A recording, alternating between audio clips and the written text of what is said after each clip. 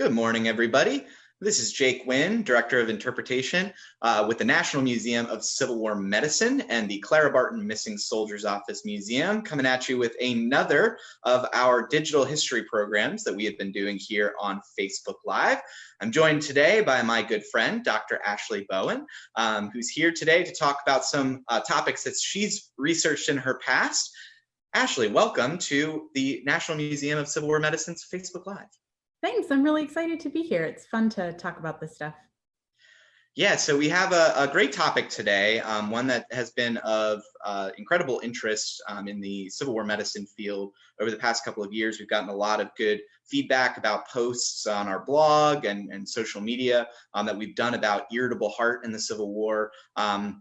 And getting on to topics, and I know Ashley and I will talk about this with some length about connections possibly to post-traumatic stress disorder today, and comparisons and contrast between, and some of the dangers in comparing and contrasting diagnoses between the Civil War and today. But we'll get into that in just a little bit. For those of you who are watching, and we're getting people tuning in saying good morning everybody.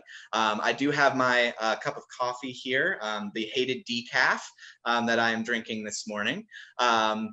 But we have been doing these programs. Many of you watching are familiar with them. You've been tuning in. If you're new to the program, new to these Facebook Live videos that the National Museum of Civil War Medicine has been doing, welcome. We do these multiple times a week where we are covering different topics related to Civil War medicine. We're talking with scholars in the field, and we're talking about having conversations that tie the past to the present. So we very much believe in we have a kind of a belief in the idea that we can find hope through history. So if we're talking about these topics, some of them can get pretty heavy. We are talking about Civil War medicine after all, but we also can find some levity in them. We can find some connections between the past and the present that can make our own situation, as we are all still and for the foreseeable future going to be stuck inside, that we can continue to have these conversations and also meet some new friends, some digital friends. So I have to say that over the past, what is it now, 6-7 weeks we've been doing this, I have had the opportunity to make some great friends. I know my colleagues have as well. For those of you who are engaging in the conversation going on in our comment thread. So if you have not yet said good morning, let us know where you're watching from, please do. If you have any questions as we are going along, please drop them into the comments. We'll get to those at the end of our conversation. And if you are really enjoying these videos, you can support us by liking the video. You can share the video so you can get more of your friends involved in the conversation. And you can also follow us here on Facebook or over on Twitter, Instagram, subscribe to our YouTube channel. And then if you want to take your support to the next level, you can become a donor to the museum or become a member. And those memberships, donations go to support our efforts and allow us, despite the fact that we don't have admissions coming in right now, they allow us to continue to do this work, to continue to have these conversations like the one we're about to have with Ashley this morning. And we really appreciate all of you, so many of you who have donated already from not just the United States, but also around the world. So we have viewers from all over the place tuning in this morning. Thank you so much for watching. And we're gonna dive into our conversation now. So Ashley, you and I, well, we've been working together for quite a number of years now, going back to Mercy Street, really, back in 2000, it's lost track of time already, 2016? Yeah, I think so. 2016. Ashley was one of our original contributors to our Mercy Street blog that we started, and our mutual friend Amelia Grabowski, back when she used to be at the museum, brought in Ashley. Ashley today is doing some really cool work, just started a new job as the editor for the American History Association, the AHA's magazine Perspectives on History, but she comes before that many cool topics that she has studied and written about in medical history, but she has her PhD from Brown University, where she wrote about some of these topics that we're going to talk about today. So Ashley, I do want to get into, for those in the viewing audience who may not be super familiar with irritable heart, Can you give kind of a basic? I know this is always hard, especially with your passion for this topic. Can you kind of give a basic rundown of what is irritable heart? Sure. So irritable heart is what was classified as a functional disorder of the heart, meaning that it didn't have any corresponding lesions on the anatomy. So if you looked at somebody typically after autopsy, after death, you wouldn't have found anything physiologically wrong with them. But nevertheless, they had a pretty consistent set of symptoms. So men who were diagnosed with irritable heart tended to have a rapid heart rate. And when I say rapid, I mean they had documented cases where men had pulses of like 190 beats a minute, which if you think about like the hardest you've ever exercised, how your heart feels then, it was probably even higher than that. They would have had shortness of breath, difficulty breathing. Sometimes folks had tunnel vision. There were other systems that weren't as consistent, but which Dr. DaCosta saw in these patients. So everything from like excessive salivation and difficulty sleeping to nightmares, nervousness and anxiety, sometimes gastrointestinal complaints, diarrhea, that kind of thing. So I think a lot of what we see with this disorder is that it was as much a physiological complaint, like it was the sensation in the body, but it was also really emotionally distressing for people who had it. So again, if you think about what it feels like when your heart is racing really hard, that's the kind of thing that these men were also confronting. But it wasn't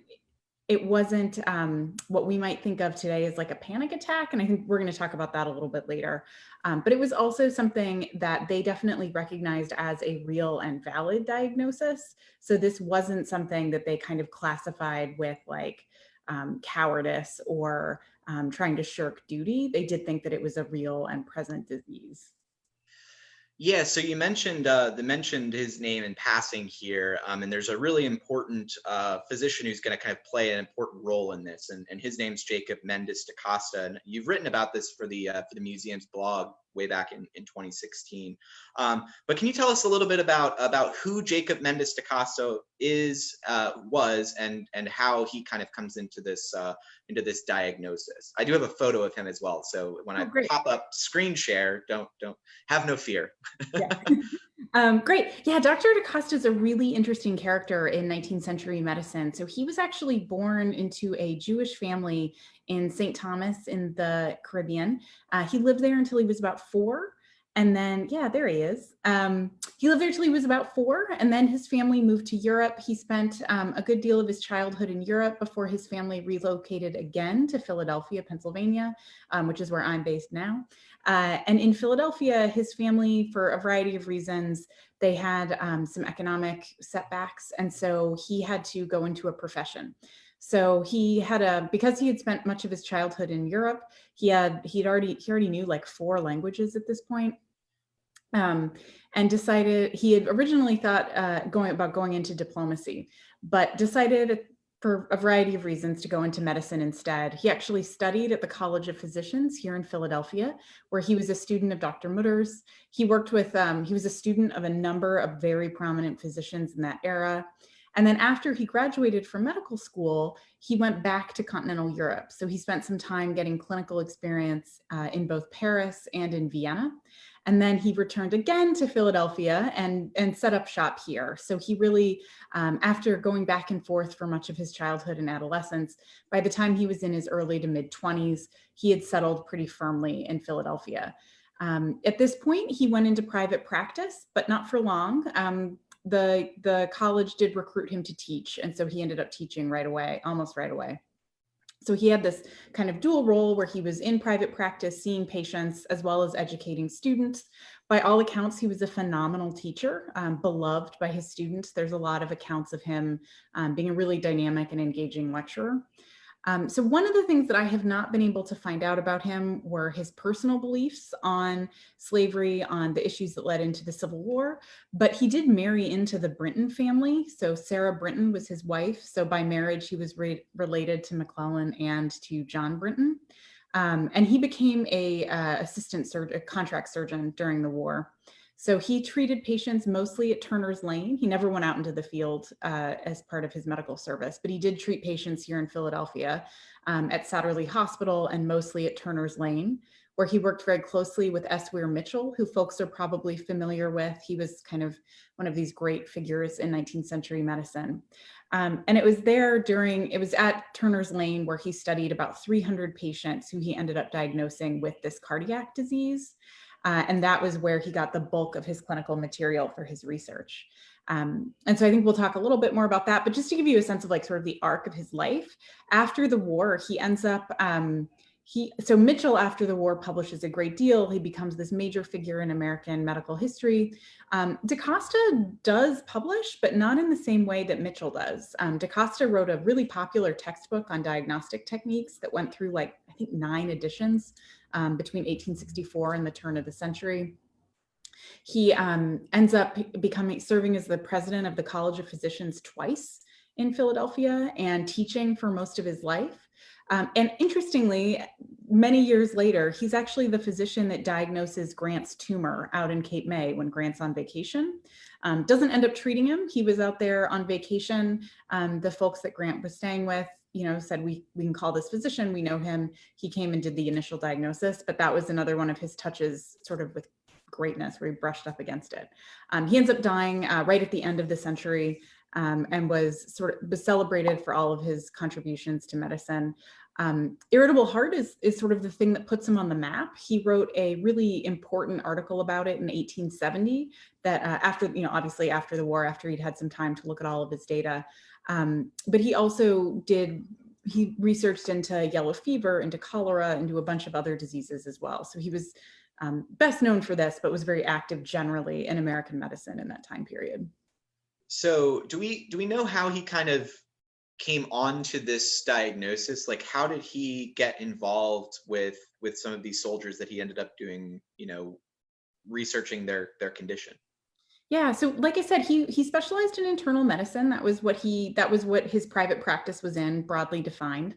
And he also was very aware of complaints that soldiers had had for centuries. So one of the things that I really appreciate about Dr. DaCosta, right, because I'm a historian, is that he acknowledged that for centuries, soldiers had been complaining about heart conditions and heart complaints and these kinds of symptoms.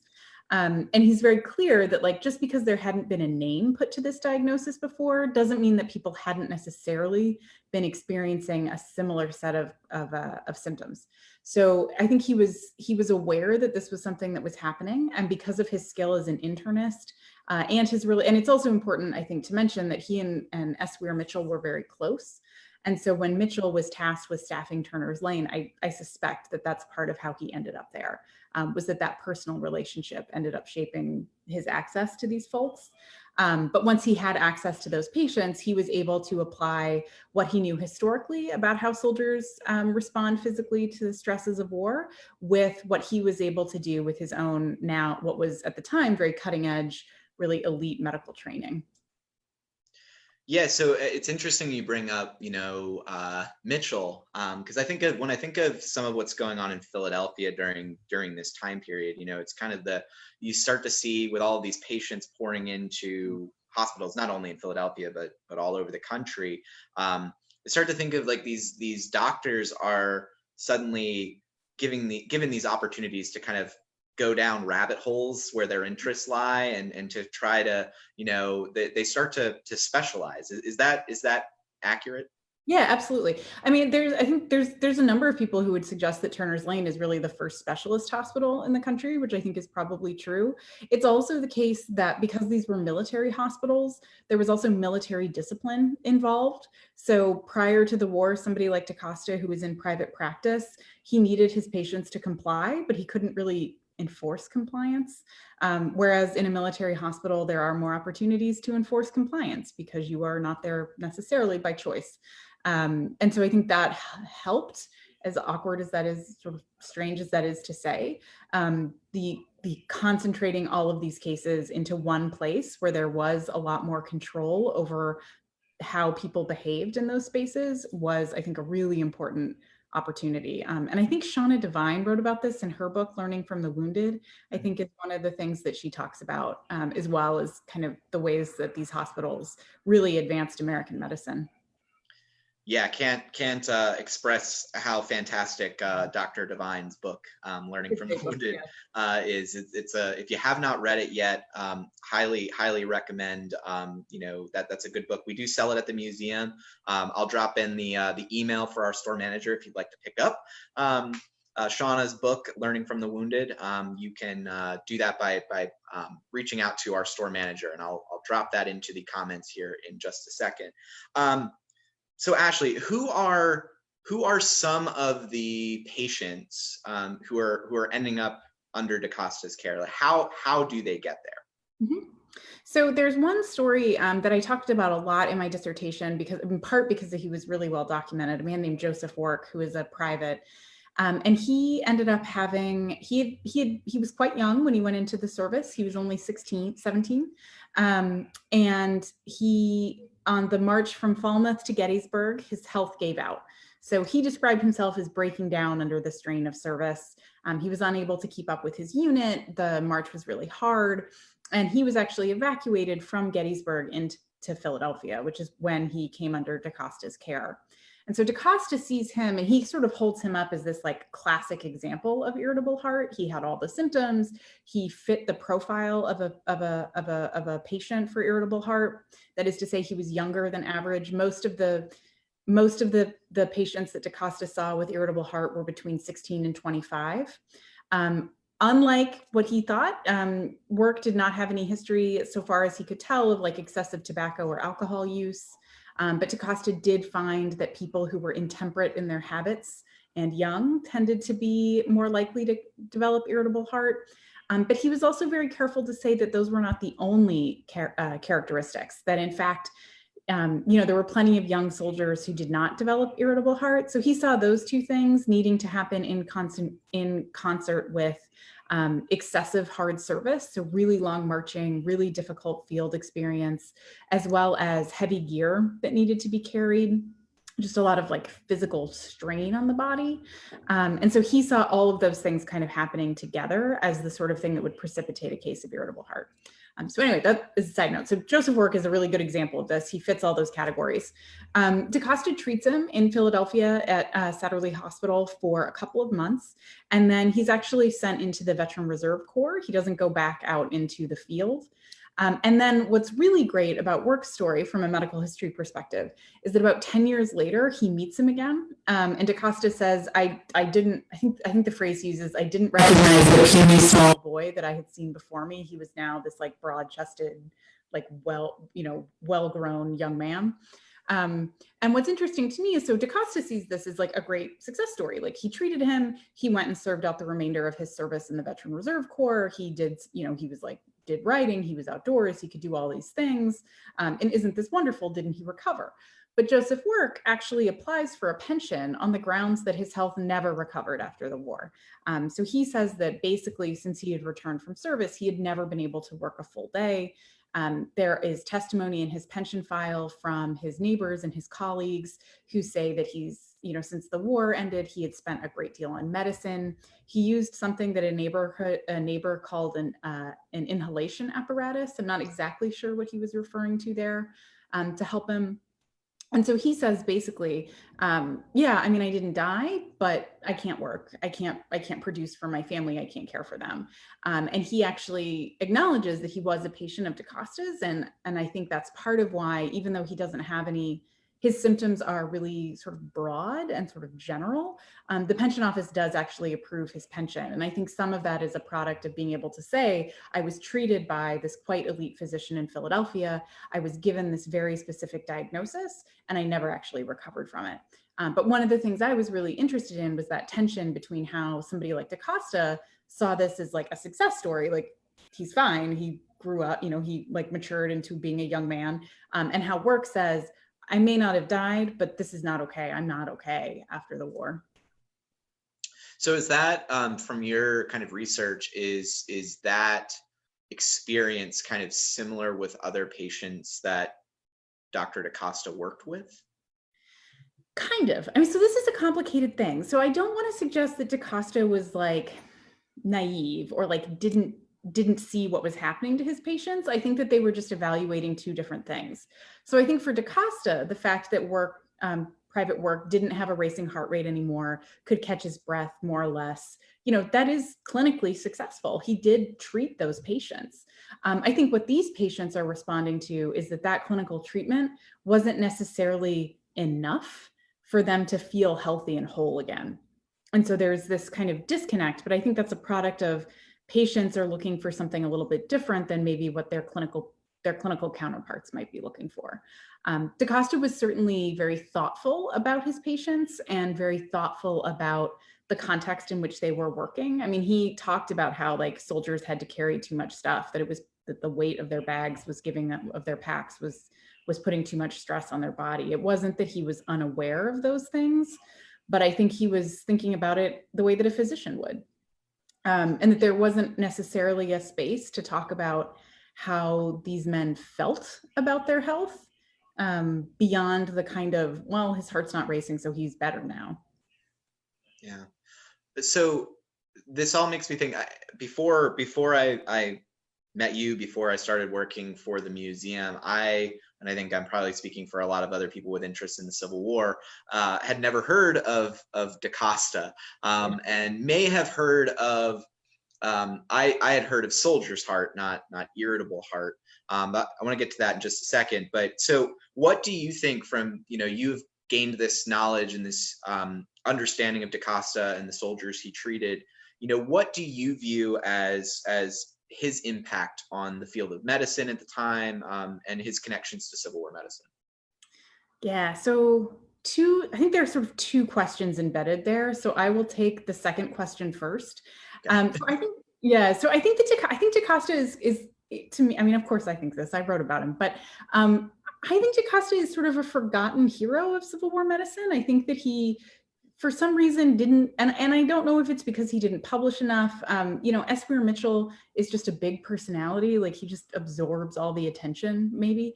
But I think DaCosta has been overlooked for his contributions to Civil War medicine and to the field in general, particularly given that he was really, especially after the war, trained a lot of future physicians. And by serving as the president of the College of Physicians, he really had an impact on the entire profession, elite medicine in the second half of the 19th century. He was absolutely involved in all of that. And he taught an enormous number of students, certainly based on insights that he had developed, that he had gained during the war. And the fact that he wrote this really popular textbook, right? I mean, 9 editions of this thing. It taught loads and loads of physicians at elite schools and at non-elite schools alike. So I think that's part of it. I mean, we've talked about this. One of the things that I also think has made it so his reputation is not as big as some of the other titans of 19th century medicine is that for some reason his papers haven't been kept. So when I started my dissertation, I actually thought I was just going to write about DaCosta and his family. Because I thought, well, like, surely this guy who was the president of the College of Physicians twice and taught and like published important articles about cardiac complaints in the war, like, of course his archives and papers will be somewhere, and they're not. And so I also wonder if some of that is just a product of when his letters and his diaries, if he kept one, are not present, it's much easier to not be part of the historical record. So I am hopeful, like, I continue to dream that someday someone will find like his family, a distant family member will find all of the letters that he wrote to John Brinton during the war. He shows up in other people's memoirs a little bit. So like in John Brinton's memoir, he talks about DaCosta. There's some correspondence in other people's archives that is from him, but not a collection of his stuff. So that's part of it. Your first question though, about having not heard of Irritable Heart and hearing about Soldier's Heart, I think that's really a product of, until very recently, we weren't necessarily looking for that kind of complaint in Civil War medical history. DaCosta was certainly, and Irritable Heart was certainly on the minds of World War I era physicians, particularly in Britain, as they started thinking about shell shock. So they are drawing a really direct line between what they're seeing treating shell-shocked soldiers and what DaCosta was describing during the American Civil War. So I really credit the interest in DaCosta to Eric Dean's book, Shook Over Hell, which was about post-traumatic stress in Civil War soldiers. and what was in the late 1990s was called kind of like the dark turn in Civil War history, this pivot towards trauma, towards suffering that we maybe didn't see earlier. So I think it's not uncommon, and really it's only been in, say, the last 20 or 20-ish years that this field of research, I think, has really been productive and has been mined by a lot of historians, not just from military history or medical history, but also from literary studies, from cultural studies, who have brought some new lenses at which to look at those phenomenon. So I have a good question here from the comments section. So going back to DaCosta's irritable heart diagnosis, I know that he's really, getting to symptoms of something that you can't physically see. And so Mike asks, was his diagnosis at all controversial? That's a good question.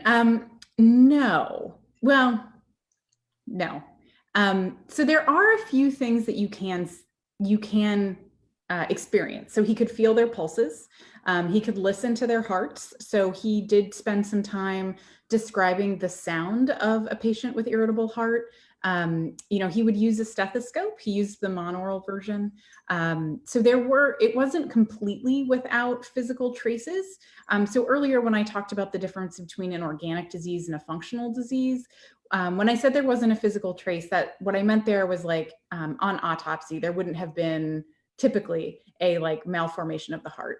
But there were things that you could verify with your senses.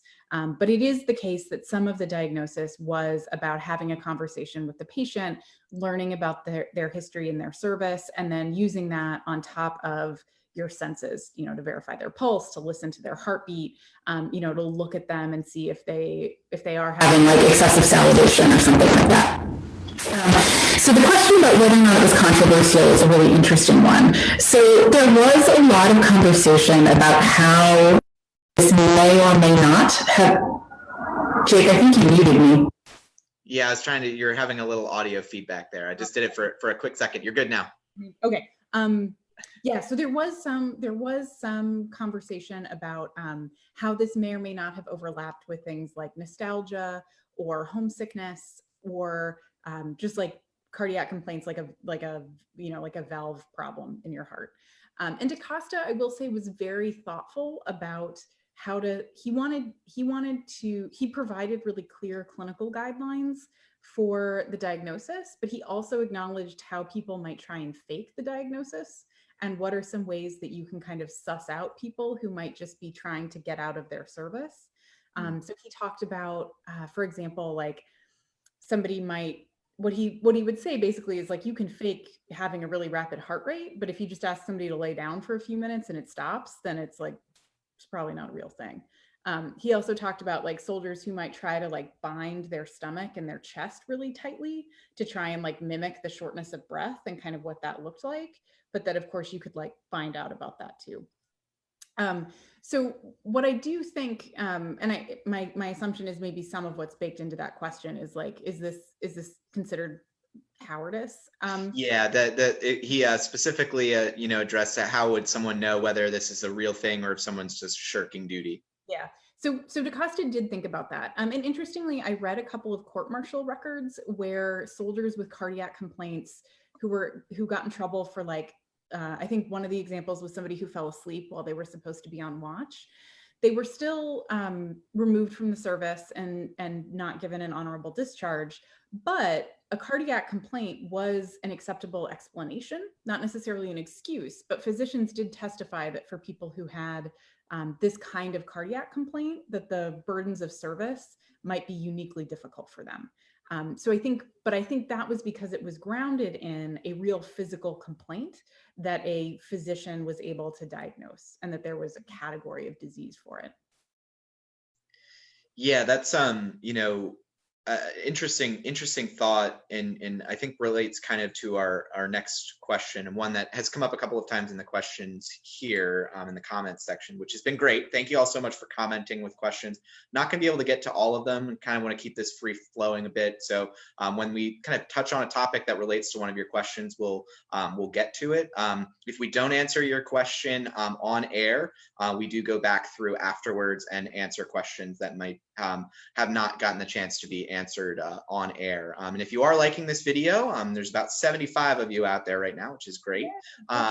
Please like the video, share the video, helps to get more people involved in the conversation. And having more people involved means we, have a great conversation going on in the comment thread, which always makes for a nice interaction between both Ashley and myself and all of you in the comments. Keep it lively in there. And if you are really enjoying these videos, another pitch for y'all, I did comment in there the link for the support page. So if you want to donate to the museum, even a $5 helps, or if you want to become a member, we do have new membership levels. Starting now at $25, you can become a member of the museum and support these efforts. So those are options that are available for you to help support these conversations and these efforts. All right, Ashley, so this is going to be, this question is coming. One, when we talk about irritable heart or soldier's heart, as often is discussed, there's always comparisons made to post-traumatic stress disorder today. So I'll kind of cede the floor to you here to kind of take that where you want to go with it, and just talk about maybe the relationship between irritable heart and PTSD. Yeah, this is the question I always get. So this is a really complicated one because, so when I described the symptoms, it's a panic attack, right? Like that's what it sounds like: shortness of breath, difficulty breathing, rapid heart rate, tunnel vision, sweating, salivation. That is kind of the textbook what we would think of as a panic attack. But this is happening in the 19th century. This is before Freud is in America at all. We're looking at people who had a really different conception of the mind-body connection, of what unconscious memory might have been like, or the physical processing of trauma. Even the word trauma at that time, typically the way that we use it today, that could encompass sort of a psychological experience. I mean, when we also use trauma to refer to something like a gunshot wound as a traumatic injury. And that was certainly the dominant understanding of trauma in the 19th century. So that said, like I said, though, there is a very clear line that physicians in World War I drew between what they were seeing with shell shock and what they thought DaCosta was looking at. And DaCosta himself connects what he saw back, centuries previous to what he was, the research he was doing on previous soldiers. So I think there is a really easy way to draw a straight line between irritable heart to shell shock to battle fatigue to post-traumatic stress disorder. That, I think, makes sense. It kind of helps us put things in a chronology, but I'm a little uncomfortable with equating post-traumatic stress disorder with irritable heart. So it might have been a useful historical antecedent to post-traumatic stress disorder, but post-traumatic stress disorder, as we understand it now, is also a product of a cultural process. For soldiers who were returning from Vietnam, they had to really lobby to have that diagnosis included in the Diagnostic and Statistical Manual. That didn't happen until 1980. And it was a really coordinated effort that was about acknowledging the specific circumstances that soldiers returning from Vietnam had experienced. The other thing about it is that I'm very uncomfortable with retrospective diagnosis in general, in part because I think it can be a little condescending, right? So like, oh, if only they knew what we knew, then they would have done this. When in fact they might not have, and we don't know that. But also because I think it does a disservice to the ways that they were using the best knowledge they had at their time to make sense of a completely new phenomenon. And I've been thinking a lot about that now as we live through so much uncertainty. How are we making sense of that uncertainty with the intellectual and methodological tools that we have available to us now is, I think, really revealing about what that culture thought about and valued and understood. So I want to take seriously that DaCosta looked at something that we might think of as this is psychological, this is a panic attack, this is what we might think of as a conversion disorder, and made sense of it in a way that was consistent with his intellectual world, that provided comfort to people who needed a diagnostic category, that category had real material consequences, right? Like men became eligible for pensions because of that category. It protected them from accusations of cowardice or from accusations of shirking their duty. It had a real purpose. And so to say that it's the same thing as post-traumatic stress disorder makes me really uncomfortable, even as I am willing to say that there's clearly a relationship between these, but I don't think that relationship is that they are equivalent. I think the relationship is that physicians and soldiers have for a long time been struggling to make sense of what war does to the body, and the ways that the experience of war can linger in the body for a long time after that ends.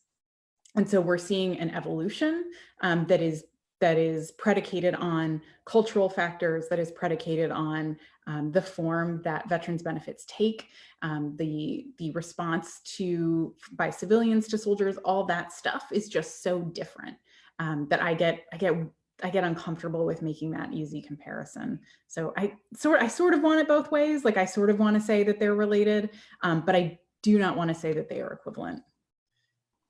Yeah, so I think this gets to, I think, when I have conversations about this, and I can't describe it as eloquently as you can, Ashley, I talk about with people at the museum and visitors, and they that comparison comes up, between post-traumatic stress disorder. People ask, did they have that during the Civil War?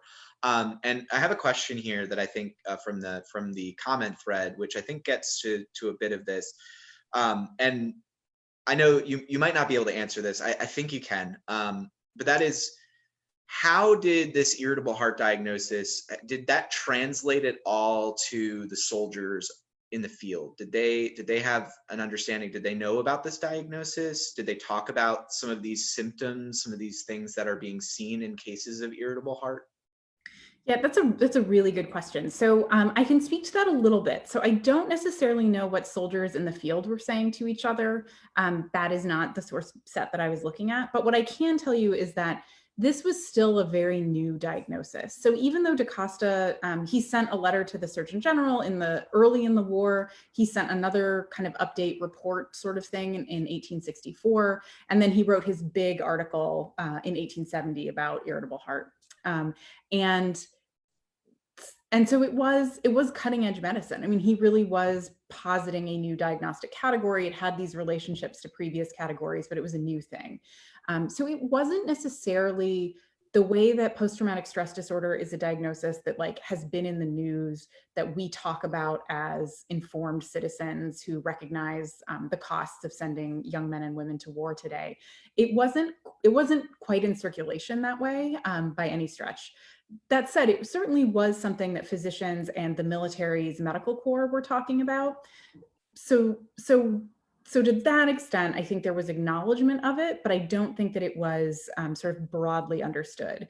So in my dissertation research, one of the things I looked at was what language were men using, and their families, but mostly men, the soldiers themselves, what were they using to describe their experience when they had these complaints? And they tended to use the phrase broke down. So, they might write a letter home and say, my friend so-and-so broke down. He had to be removed from the field. He broke down under the stress of service. And this isn't quite the same thing as saying, he was a coward and he ran away. It was more about just the physical and mental pressure breaking someone down, and using that language as a way to encompass both the emotional aspects as well as the physical aspects of that. So that is the language that I'm seeing people use, even somebody like Joseph Warwick, who has this diagnosis, who was treated by DaCosta, who says, I was diagnosed with irritable heart. He also describes his health as broken, and that to him is seems to be a more useful way to understand his experience with the condition than the diagnostic label itself.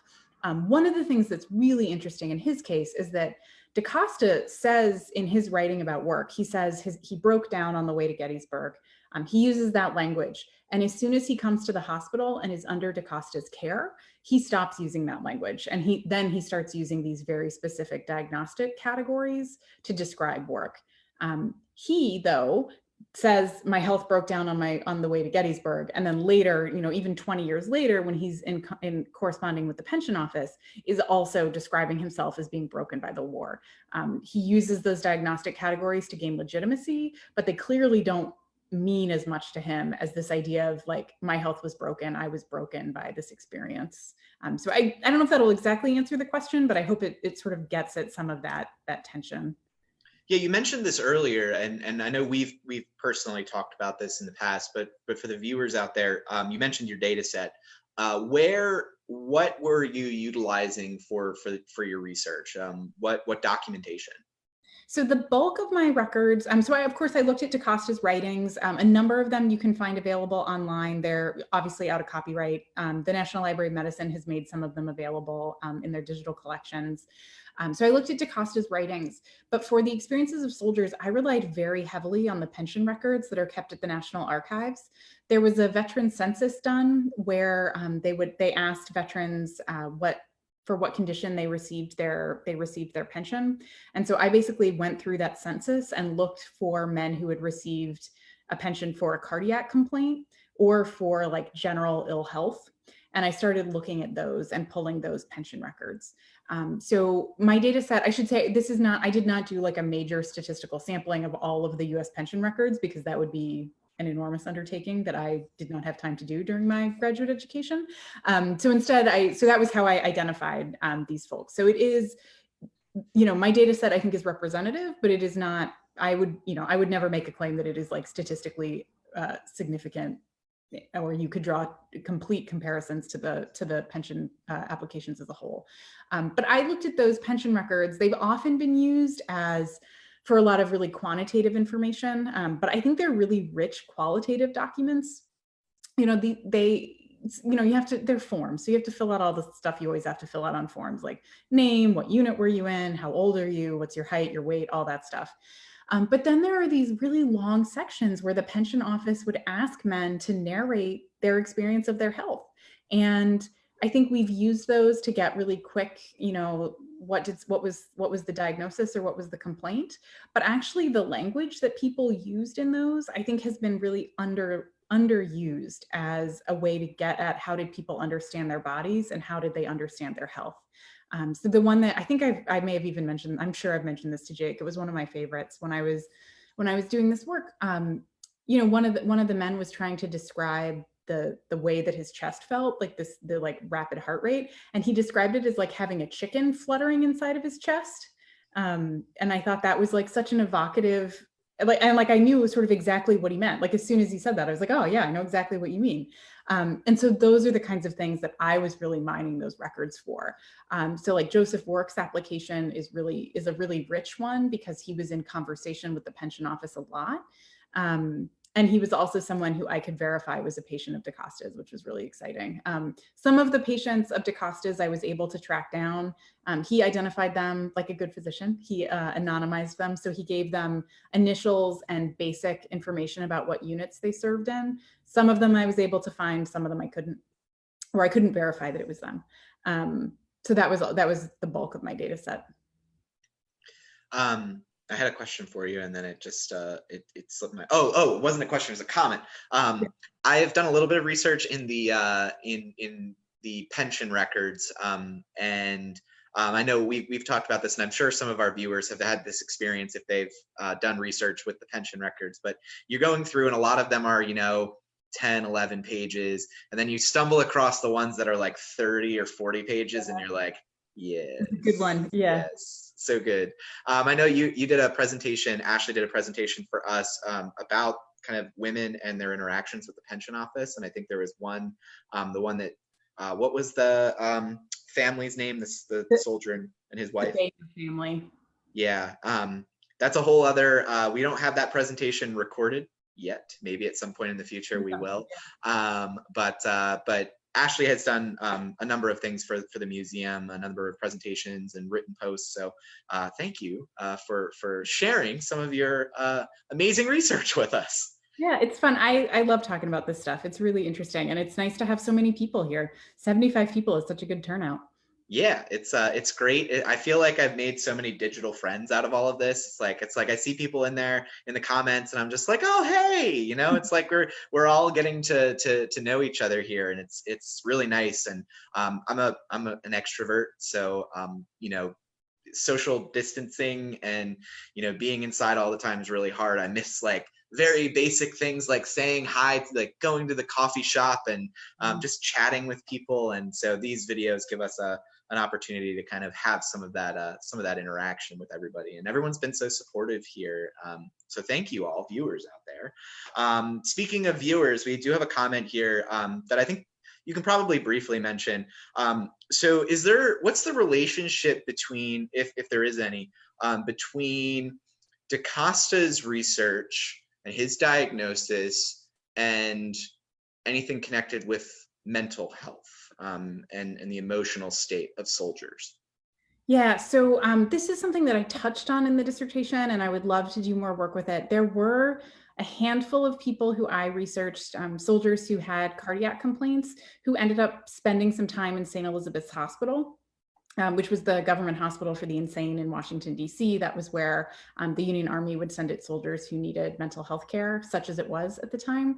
And I just started to do some of this research, and then it got away from me. There were starting to be a few superintendents at asylums who were starting to look at the relationship between the pulse and different forms of insanity.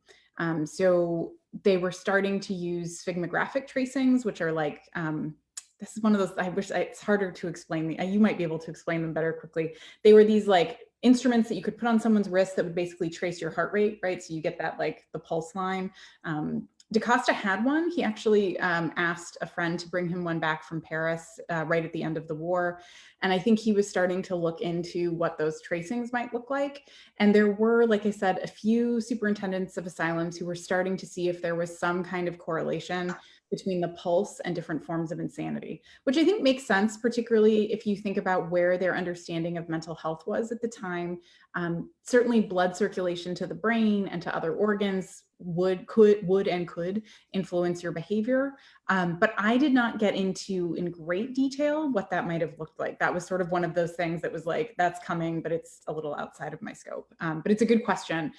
It is also certainly the case, and I think you guys have done programs on this before at the museum, that, the abuse of alcohol and opiates after the war among soldiers is something that certainly speaks to a kind of like self-medicating for soldiers who had general ill health, who didn't feel good. Those are ways to at least numb yourself temporarily and not feel it. So I think all of those things, they're all kind of tied up in with each other. So I just sort of pulled on this one strand. Yeah, good that you brought up alcohol and opiates. We do have programs coming up in the next month that are going to touch on both of them. So next Wednesday, I don't know what next, is it the 6th? May 6th, I think is next Wednesday. I don't have a calendar in front of me. But next Wednesday, we have a video about my colleague Kyle and I are going to be talking about medicinal alcohol in the Civil War and talk about its usage. And also, of course, got to touch on abuse of alcohol as well during the conflict. And then later, really excited about this one, later this month, we do have Jonathan Jones coming on to talk about opiates and the Civil War. So we'll have more on that topic coming up in the next couple of weeks, which is super exciting. We're going to continue doing these programs while our doors are closed to the public, and I hope all of you out there will tune in. I did want to Can I say one quick thing about opiates? Yes, go ahead. So DaCosta actually investigated using opiates. We haven't really talked about what his treatment plans were other than rest. He did use some medications. He looked into using opiates as a way to control heart rate, but he ended up finding actually that he used it instead to control diarrhea. He didn't want to give it to people to control their heart rates because he didn't want to turn them into opium eaters. He was very cognizant of the risk of addiction. And so really, to the extent that he could, tried to avoid using opium and other opiates. So I just wanted to put that out there.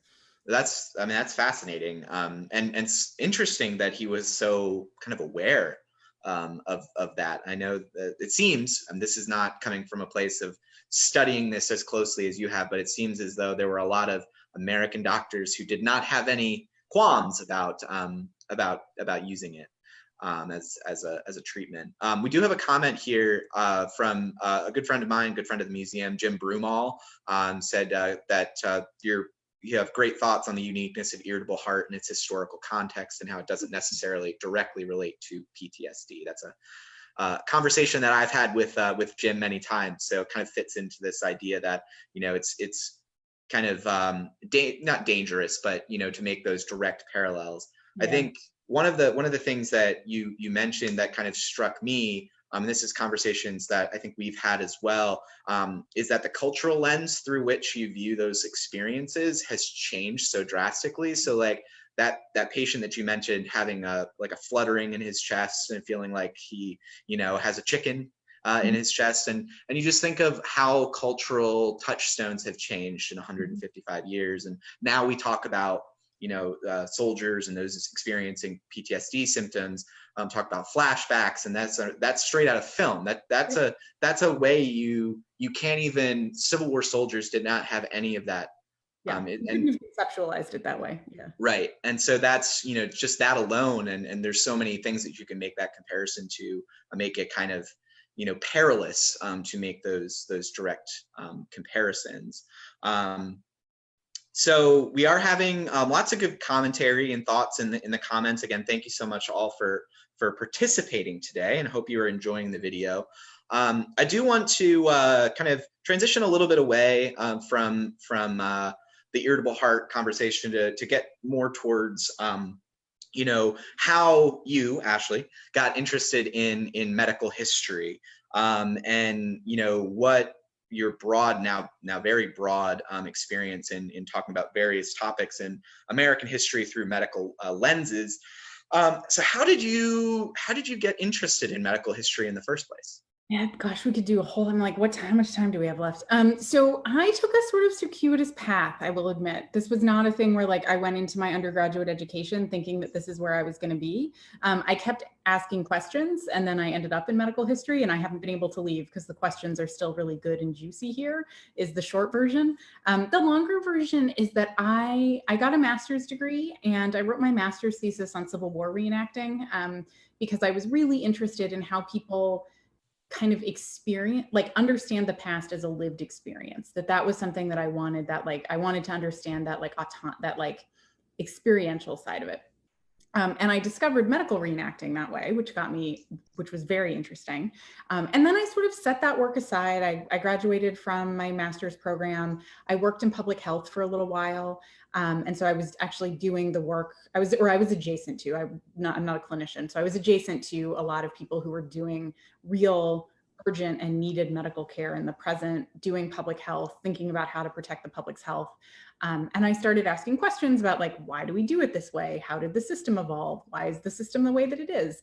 And that ended up getting me into medical history. And I read a couple of really great books at a moment when I was trying to figure out what to do with my life, and ended up in graduate school. And I have always been interested in the way that the body mediates history, that we can think about history as a bunch of abstract ideas, but ultimately they were people who were actors, and all of those people had bodies, and they all had physical experiences in those bodies that were determinative of how they understood the world, that our bodies are what mediate our interactions with other people, with institutions, with physical spaces. And so if you ignore the body, you ignore a huge component of what makes history happen, right? Because all these people live in bodies. Some of them are abled, some of them are disabled. They might be Black or white. They can be gendered in different ways, but bodies are the thing that makes it happen. And so to me, if we ask questions about bodies at different moments in time, and about health and sickness at different moments in time, it's an incredible way to get at these bigger questions about culture and ideas and intellectual thought, all mediated through this thing. And the other thing, and I've joked about this, but it's true, which is that it's a really fun thing to teach because everybody has a body. And so everyone can kind of immediately even if the concepts might be new, or some of the experiences or the terminology might be new, like we all can remember what it's like to be sick, or we all know someone who has struggled with a chronic illness or has maybe been in a really terrible accident. And we can bring that context and that emotional awareness to this work, and I think that's a really powerful way to engage people. And so if you can get them that way, then you can like bring them along to have these bigger conversations. Yeah, that's an experience that I have personally seen at the museum. I was not interested in medical history prior to working at the museum. I was interested in military history, Civil War history when I was a student at Hood College in Frederick, Maryland, and ended up kind of stumbling into getting a job at the museum part-time, and knew nothing about medical history. I think I subscribed to way too many of the myths that I now rail against. And I interacted with a medical living historian, Clarence Hickey, who does some great work at Montgomery County Historical Society here in Maryland.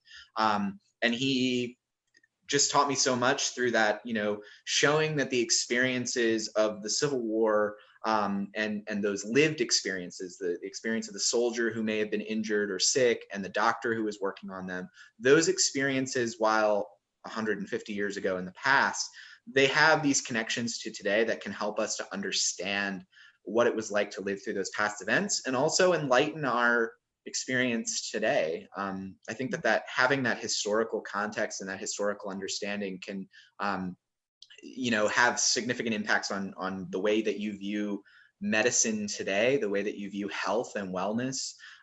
It makes me very appreciative of modern medicine. I will say, I will say that.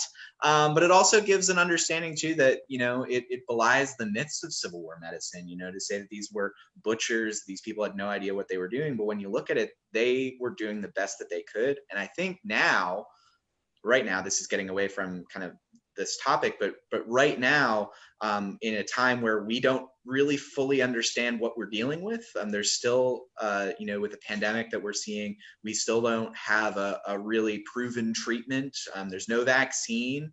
And so what this means is we're turning back to strategies that were used 100 years ago, 150 years ago.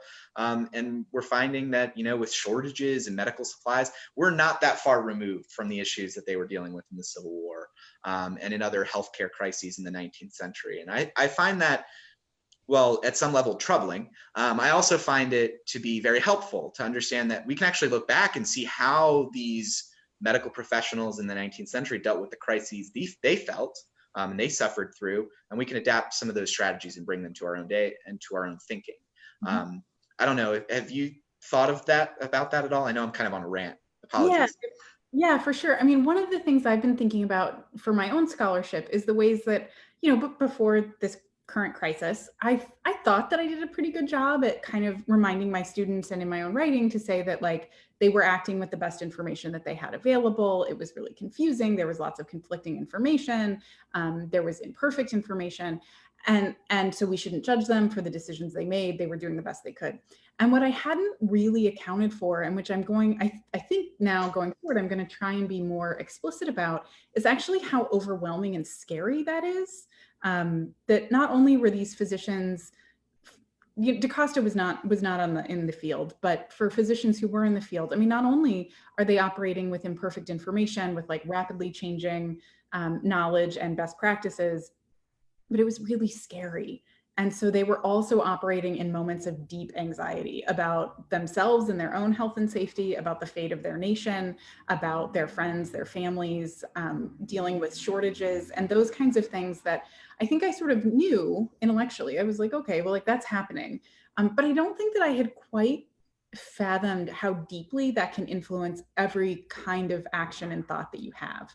And so that's something that it's hard to account for in historical writing, in part because we are beholden to our sources and a lot of sources don't touch on those kinds of things. But I think for me, it has made me even more appreciative of the circumstances in which they were working. That we can call this, the Civil War can be, we know it's bad, like we know it was awful, but I don't think I had quite understood how it would have seeped into every crevice of a person's life potentially, and that it might shape all of the aspects of their work. And so that has been the thing that I've really been thinking about, is how much it makes me appreciate even more what they were able to accomplish in the circumstances that they were working and the kind of context in which they were working. Is something that, yeah, I think it'll be interesting to see if medical history if historians working now in medical history are able to do to do a more nuanced job of accounting for that kind of thing. Yeah, that was very, very well said. Yeah, that what she said is perfectly encapsulates kind of some of the things that I've been feeling and thinking about when looking back at Civil War medicine and trying to understand the whole breadth of the situation that they were feeling, and dealing with and living through. Okay, so we're about out of time. We did just cross over the hour mark here. So I have two more questions for you, Ashley. One of them is some book recommendations. So you mentioned that you kind of got reading and got you into medical history a bit. And since then, you've done a ton of work in the field. So what are some of your top medical history books and that you would like to pass on for others to read? Yeah. So Civil War or generally? Let's do two of each. Two of each? Two Civil War, two non-Civil War. Okay. This is a tough question. This is a question you should have told me in advance, because now I'm like, sorry, I thought of it while we were going. So it's a really good question. Okay. So I will start with the non-Civil War books, because I can tell you the two that made me want to go back to graduate school. I'm looking at my bookshelf right now also, which is why I'm trying to make this decision. I really, really liked David Oshinsky's book about polio. It's just called Polio, An American Story. It's about the development of the polio vaccine. Does a fantastic job linking the development of that vaccine to government policy, to social events in the United States, to the ways that like family structure was changing in the 1950s. It is fantastic. It's also just beautifully written, which I really appreciate. So I would say that one. I also, this is hard. Okay. I think folks, if you're interested in the topic that I discussed today, reading Eric Dean's book, Shook Over Hell, is valuable. I have some real qualms with his book. Part of why I picked my dissertation topic was because I read it and I was like, this is really good, but I think he's wrong. But it's a really good introduction to this topic of how do we think about post-traumatic stress in Civil War soldiers. So that one is worth reading. And then I'm going to go with a general recommendation rather than one of her books. I would say to pick anything Margaret Humphreys has written is also a great introduction to Civil War medical writing. She's written 4 or 5 books now, I think, all of which are great. So that one. And then my last non-Civil War medical book, I really, really liked Leslie Reagan's book, Dangerous Pregnancies. I did an exhibition for the National Library of Medicine about the 1964 rubella epidemic and the ways that the rubella epidemic reshaped family policy and women's control over their pregnancies. And Leslie Reagan's book was absolutely essential. And it's another one that uses the story of an epidemic to get into much larger conversations about pregnancy and power and medical care and government policy and scientific research. It came out maybe a decade ago now, and is fantastic. So I would recommend those, not in any order, but they're all good for very different reasons. Excellent. I shared that question, and then in the comment thread, it's like, no more books. Yeah. No more books. Too many. I have too many books. Yeah. We've got the time though now, right? I mean, yeah. So if you all are enjoying and these book recommendations, if you have any book recommendations, drop them into the comments for other people to see. I know we're all looking for things to do these days, and I found that reading has been a great way to kind of pass the time and also learn some new things. So, well, you mentioned your rubella exhibition. So last question I have for you, Ashley, and then I'll let you go, is what are you up to today? So what are some of the things you are currently working on? Well, I just started this new job. So I'm currently the editor for Perspectives on History at the American Historical Association, and that has absorbed a lot of my time.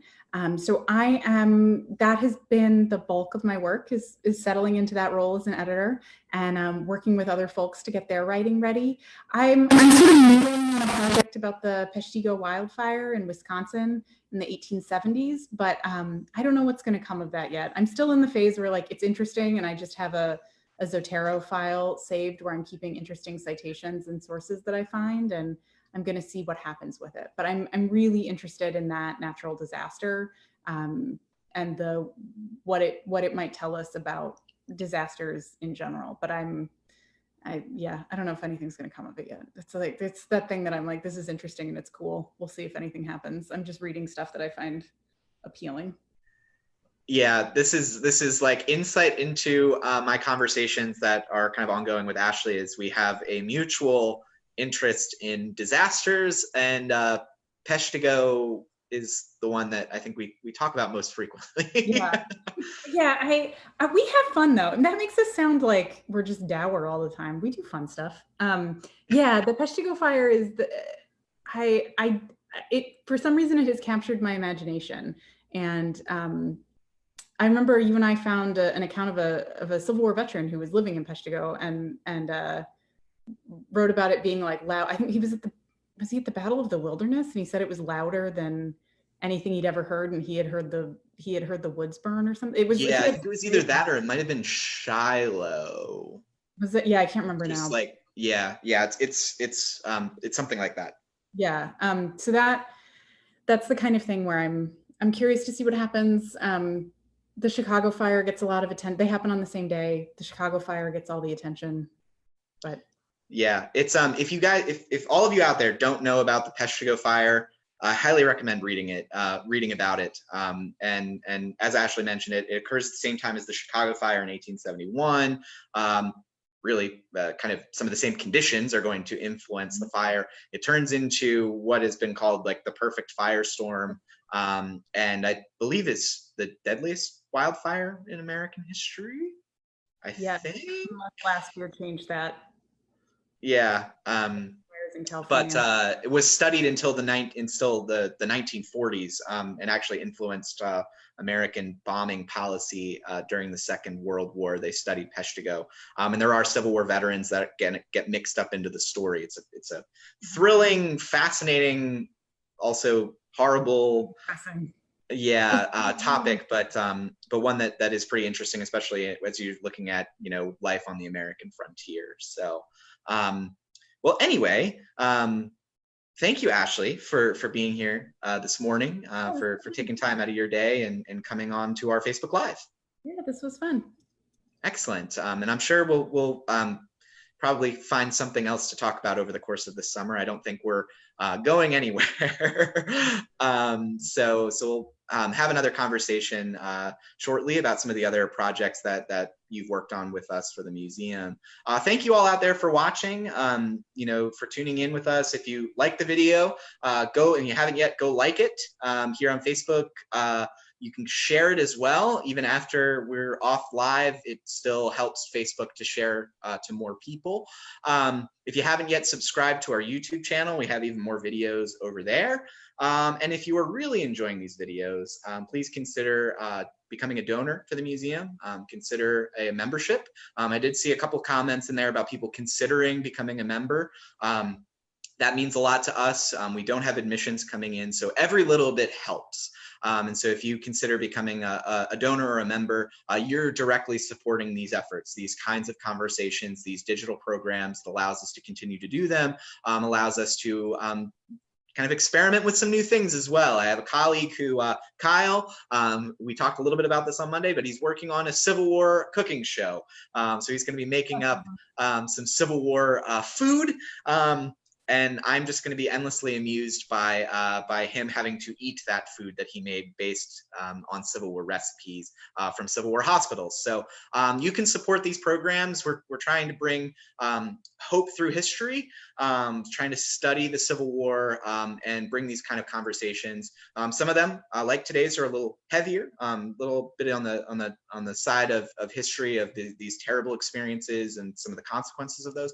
But we're also trying to bring some levity as well, so to these kinds of conversations. Well, thank you all so much for tuning in today. I hope to see you on Monday. Our next program is on Monday at 1 o'clock with Dr. Jonathan White. We'll be talking about dreams and the Civil War. Should be an interesting conversation, and I hope to see you there. This is Jake Wynn from the National Museum of Civil War Medicine signing off with Dr. Ashley Bowen. All right. Thanks, everybody. Hope you all have a great day.